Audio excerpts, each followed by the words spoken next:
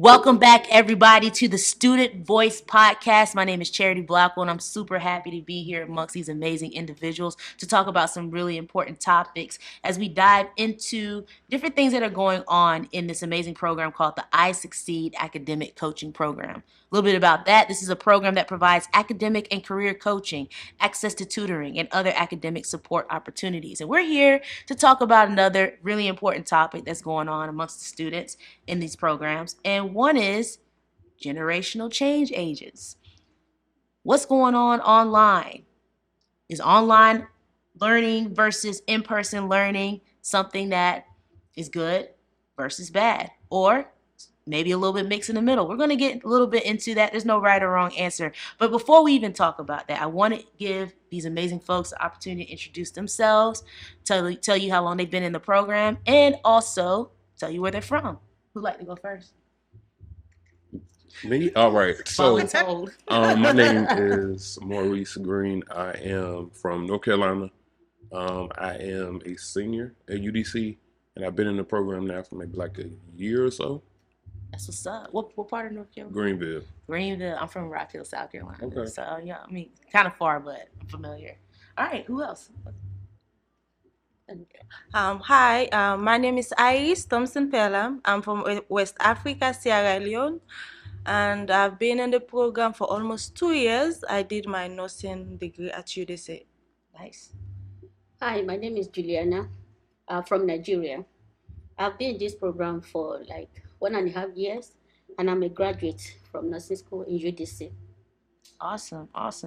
Thank you so much for being here. So let's get into it. We don't have much time, so we're gonna try to get as much in that we can. So let's talk about this online learning versus in-person learning. So does online learning engagement support your work life and school balance in any way, shape, or form? For me, being that I'm a teacher, it's a little bit more convenient. I wouldn't say that I like online.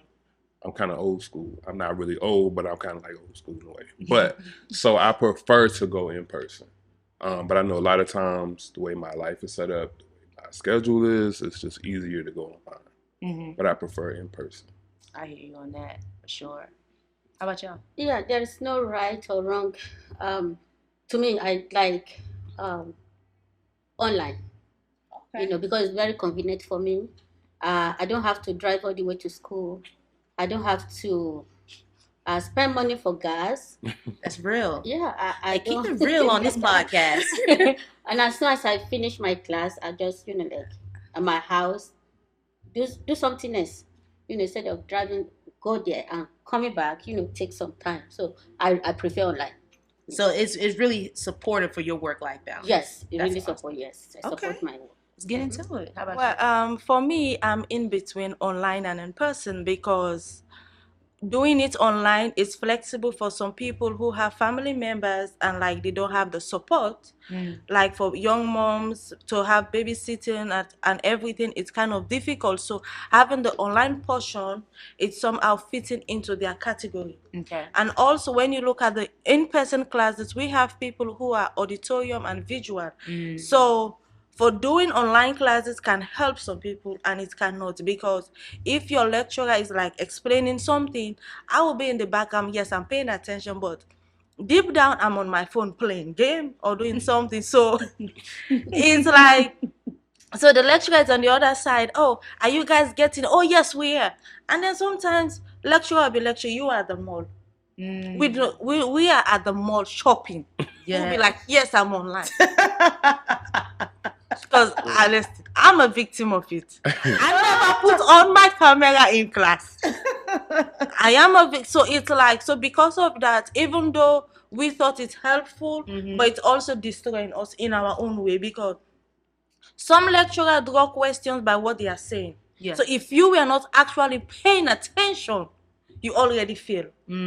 So it's like it's in between. So if I gotta choose, I gotta go in person.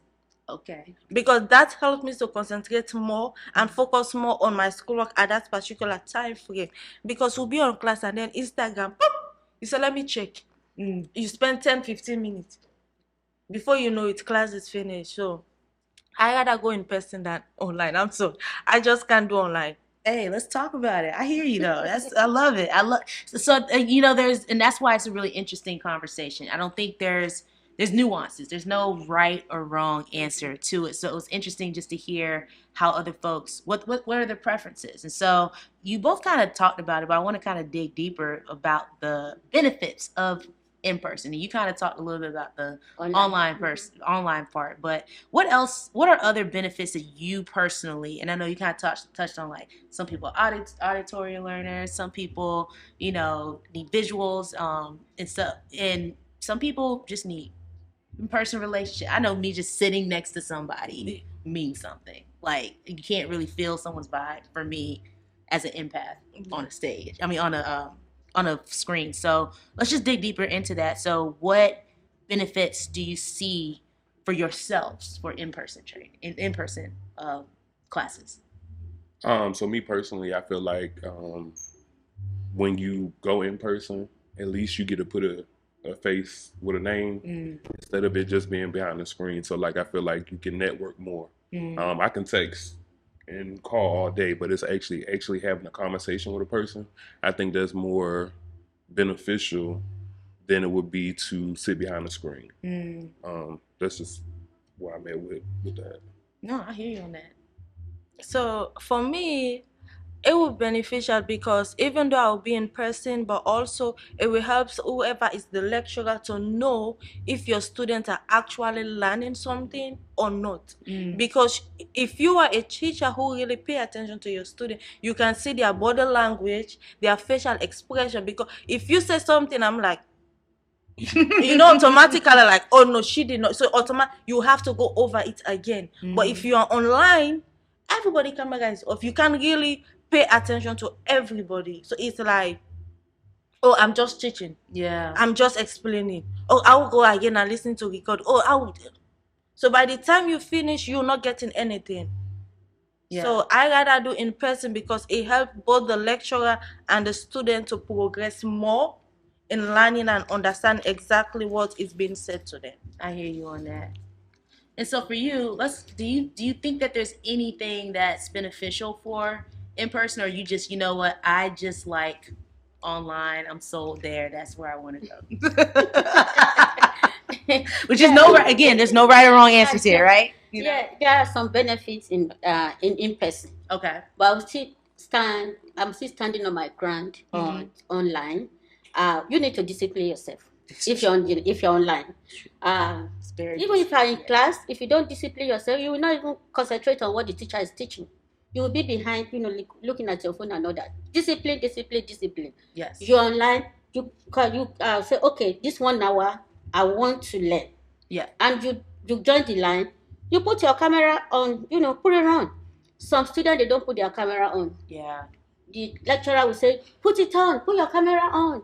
They will not put it on. But why? Because you are somewhere else. Whether in your kitchen cooking or you are somewhere doing something else, pumping gas. So doing just online is better for me. For people that discipline themselves. Just know that 1 hour or 2 hours I'm going to dedicate these 2 hours for my lecture today, and then participate in what the teacher is saying. Yeah. The teacher is talking and you are there, you're not participating, your camera is not on, that means you are not in class. Yeah. So to me, online is perfect for me. Now in person is good, very, very good. It's good. You go to class, you sit down, you have friends that you talk to. If you have homework, if you don't understand, have friends like face to face, physically. Yeah. That they will help each other. Yeah. But online too, you can still do that. You can still connect with other students. So online, for me, I prefer online. In person have its own beneficial aspect. Online to have its own beneficial aspect. I choose online. Okay. All right. We have a little vote going on here. So let's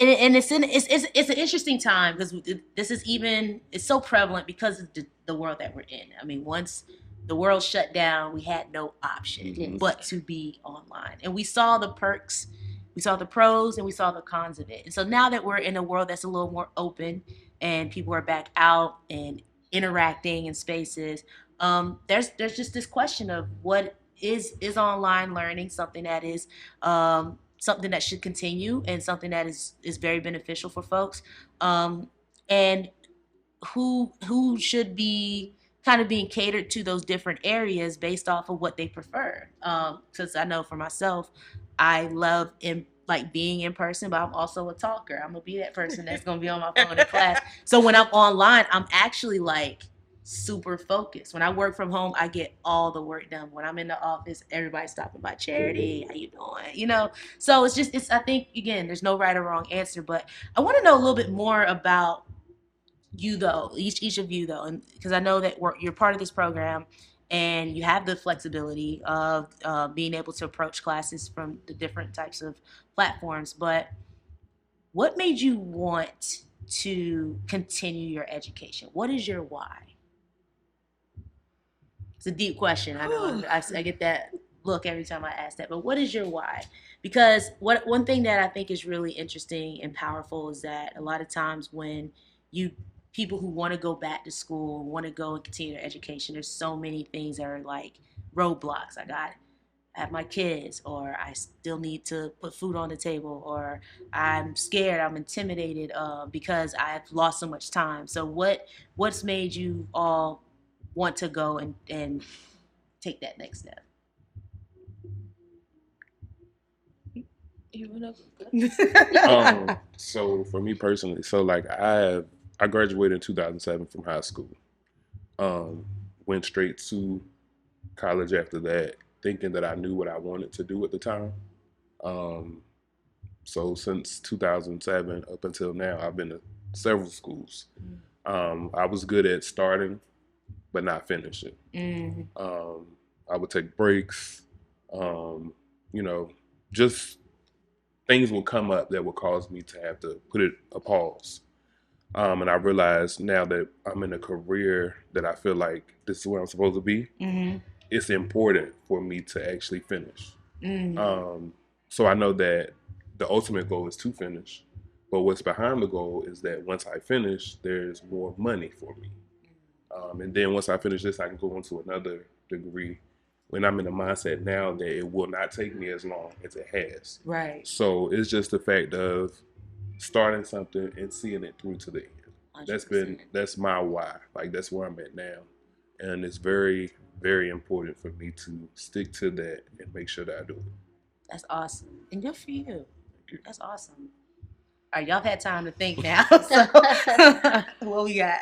So I am from Africa, so moving over here was a little bit different for me. And like when you look at the perception of how people see Africa and everything, so coming over here, my goal was to be a medical practitioner, a medical doctor. So I moved there 2017. So I'm like, I'm gonna go back to school to get my GED, and then further I got my GED from Academy of Hope. It's an adult public charter school. That's where I got my GED, and then from there I moved on to UDC, started my liberal study. Then I had my nursing degree from UDC. So looking at everything, I know most people think when you go to the nursing, all people think about is the money. For me personally, I don't look at the money. I love money, so don't get me wrong. I love money, but I don't look at the money as my top priority. Because I see people who are down there who can do anything for themselves. It's like you getting up in the morning, doing what you love to do, and then all of a sudden you can't do them anymore. You have to depend on somebody else to do it for you. And it's hard to see people who are doing this stuff, like taking their aggression and transferring it to the patient or the resident that has nothing to do with what's going on in your life. So for me, going into the nurses, for people to know these people can be you one day. They can be your family member. So you have to treat them the way you wanted to be treated. There is no excuse of whatever your day is. When I get to work, whatever I'm feeling, I leave it right at the door. I'm happy, smiling, get through the day. I don't care what it is. I don't care how you're feeling. I still treat you the same way. But all we think about is the money. people think about it more. So for me, my why is to let people know there is more out there that we can offer that money can afford. So that's my why. Okay.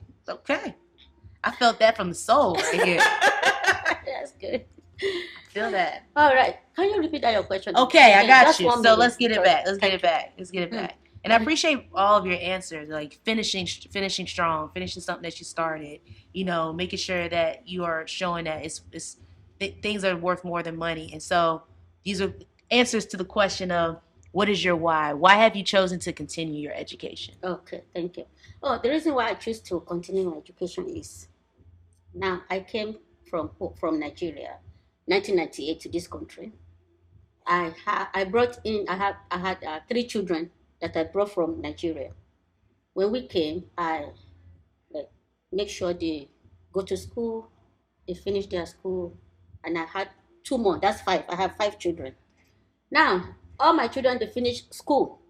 And I sat down. I said, now it is time for me to take care of myself. It is time for me to pursue my dream. Let's go. You know, I need to, what I wanted to do in life is midwife to deliver babies. You know, that's my, and how am I going to do that? You know, I can't leave these children and just like leave them and pursue my own dream. Just put them on top of my own first. Yeah. And thank God they did well, they finished well. So it's time for me to move forward. So that's the reason why I say yes, it's time for me to go back to school. And I'm so happy and I thank God for this program. Yeah. Because school fees is not easy. You know, the government of District of Columbia put this program together to help. So I was able to limit my work hour so that I can concentrate and focus to finish as I started well and I finished strong. So I'm happy that I'm on the road. I just finished my associate degree in GDC, so I'm moving forward. Now I have time, all the time, and I thank God for the scholarship, that I got to pay my school fees. Yeah. So this is the reason why I said, let me just go back to school. And the encouragement that I got from all the scholarship that I got to move forward in life. That's awesome. That is awesome. And so I got one last question for y'all, and then we're gonna end on this. But how has the coaching that's provided through this program help you bridge your educational and career goals? How's your coach been helpful in your journey so far? My coach, she is actually the best.